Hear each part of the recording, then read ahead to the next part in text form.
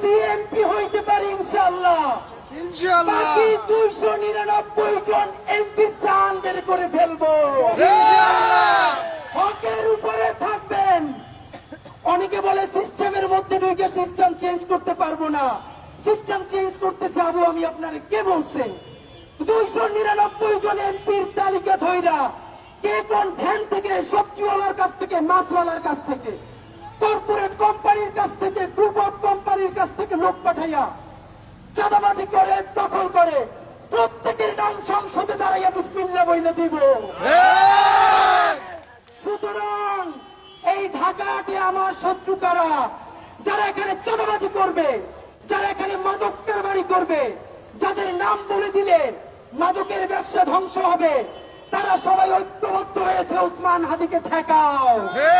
এই চাঁদাবাজি সিন্ডিকেটের সাথে জড়িত, যারা সেই আমলাতন্ত্রের মধ্যে জড়িত, আজকে সকল চাঁদাবাজের সেই গ্রুপ, মাফিয়াতন্ত্রের গ্রুপ, দখলবাজদের গ্রুপ এক হয়েছে যে এই ছেলে তো সবার নাম বলে দিবে।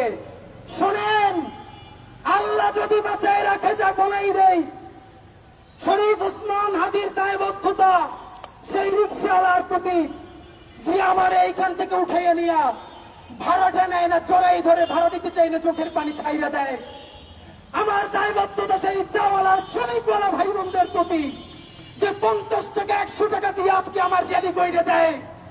আমার দায়বদ্ধতা বাংলাদেশের সেই সমস্ত লক্ষ কোটি আমার মা খালা, যাদের সন্তানদেরকে বলে ওসমান টাকা পয়সা কি করে, তোরা যে ঢাকার ওর সাথে কাজ কর। যারা আমার জন্য জমাবারে, আমার যে মায়েরা রোজা রাখে, আমার যে মা খালারা রোজা রাখে, সন্তানকে আমার কাছে পাঠায়, বাড়ির 2-4 টাকা জমা আমাদের জন্য পাঠায়।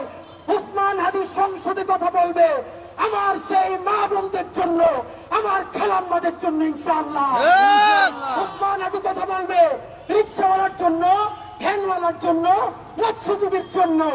ওসমান হাদি ইনশাআল্লাহ কথা বলবে group of company, corporate company, যারা চাঁদা না দিয়া, শতভাগ ভ্যাট ট্যাক্স দিয়া হালাল ভাবে ব্যবসা করতে চায়, তাদের অধিকারের কথা বলবে ইনশাআল্লাহ। বাংলাদেশে আর কোন জুলুম চলবে? আমরা বেঁচে থাকতে জুলুম তন্ত্র আর এখানে কায়েম হতে দিব না ইনশাআল্লাহ। এবার আমরা